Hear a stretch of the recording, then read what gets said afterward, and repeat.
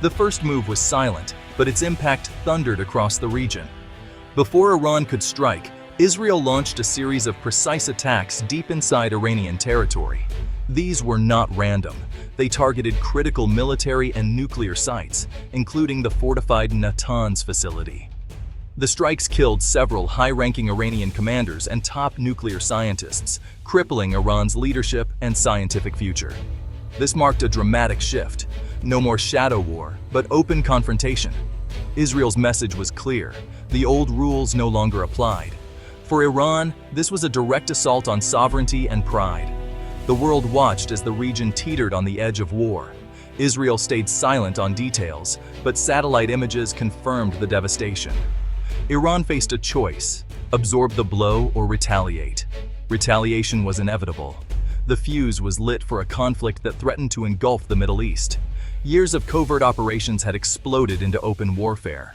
The strikes set back Iran's programs by years, but at a tremendous cost. The escalation left both nations and the world holding its breath. The attacks were a gamble, risking a wider war no one was prepared for. The region braced for Iran's response.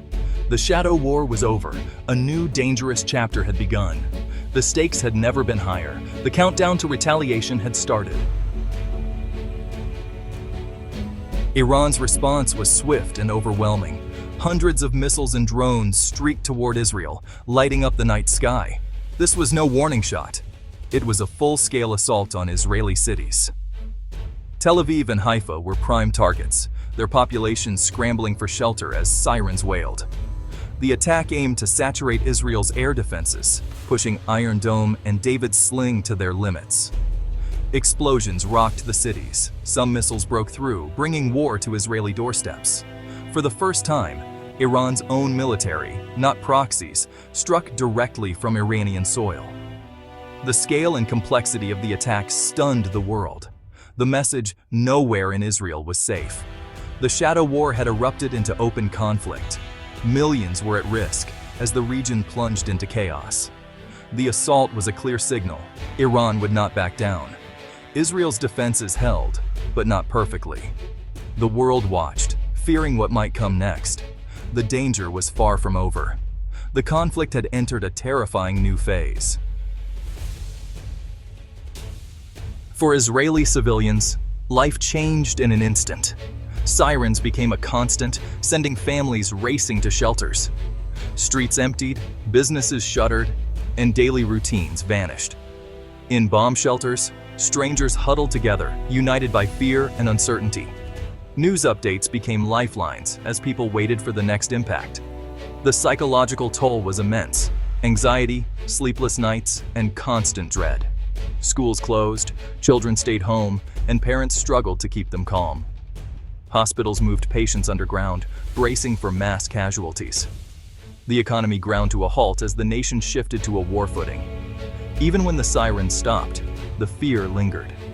Every loud noise brought a fresh wave of panic. The sense of safety was shattered, replaced by a grim new reality. The conflict was no longer distant. It was in every home and mind. Israelis now lived one siren at a time, uncertain of what tomorrow would bring. The peace they once knew felt like a distant memory. The entire country was on edge, waiting for the next attack. Behind the headlines, the human cost is staggering. Iranian missiles killed and injured Israeli civilians, tearing families apart. The initial Israeli strikes on Iran also left families grieving lost commanders and scientists. Each casualty is a story of heartbreak and anger, fueling the cycle of violence. Children in Israel draw pictures of explosions. Parents struggle to hide their own fear. In Iran, the deaths of national figures deepen the sense of violation and the call for revenge. Trauma and anxiety grip both societies, with safety now a distant hope. The pain is personal and collective, shaping a generation's outlook. Families on both sides are caught in a conflict they did not choose. Their grief and fear drive the conflict's momentum. The scars, physical and psychological, will last long after the fighting stops. Ordinary people bear the heaviest burden of war. As missiles rained down, the U.S. military sprang into action. American forces helped intercept Iranian missiles, working closely with Israel's defense systems. U.S. warships and aircraft shot down threats, demonstrating unwavering support for Israel. Washington was quick to clarify. It did not participate in Israel's initial strikes on Iran. The U.S. drew a line, defending Israel, but avoiding direct war with Iran. Diplomats scrambled to contain the crisis, urging restraint on all sides. The world's major powers called for de-escalation, fearing a wider conflict. The United Nations held emergency meetings as oil prices spiked and markets trembled. The U.S. faced a delicate balancing act to support its ally, but avoid a regional war. The risk of escalation was real, with global consequences looming. The world watched, hoping diplomacy could succeed where force had failed. But with both sides vowing further action, peace seemed distant. The crisis exposed the fragility of alliances and the dangers of miscalculation. The next move could change everything.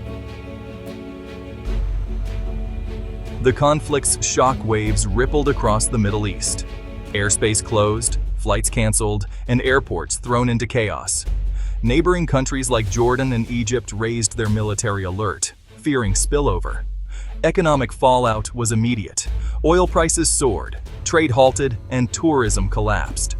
Hospitals in Israel moved patients underground, bracing for more attacks. The threat to shipping lanes in the Persian Gulf rattled global markets. Regional stability was suddenly in jeopardy.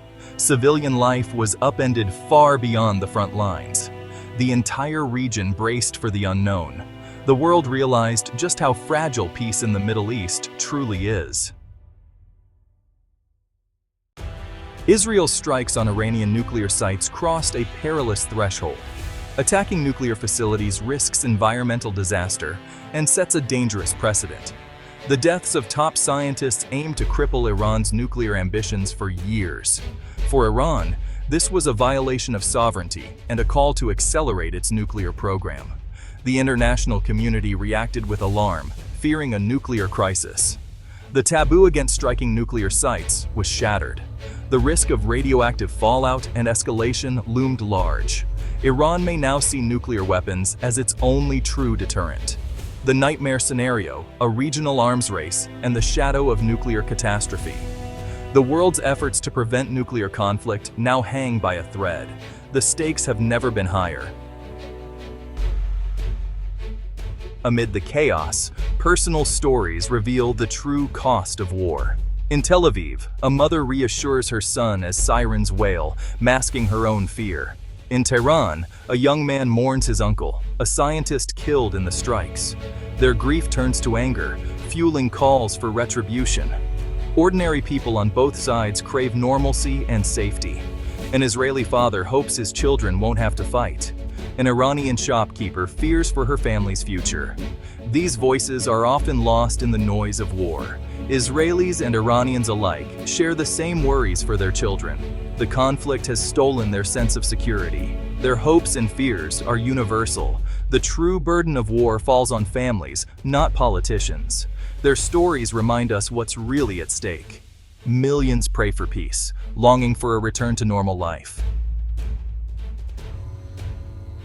The Middle East stands on a knife's edge. Israel and Iran's direct confrontation risks igniting a regional war.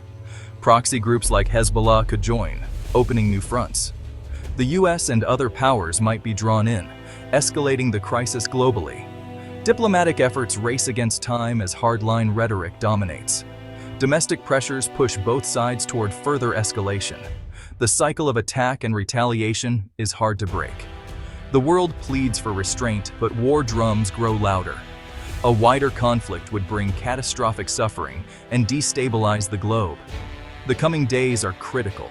Decisions in Jerusalem, Tehran, and Washington will shape the future. The world watches, hoping to avoid the unthinkable. The fate of millions hangs in the balance.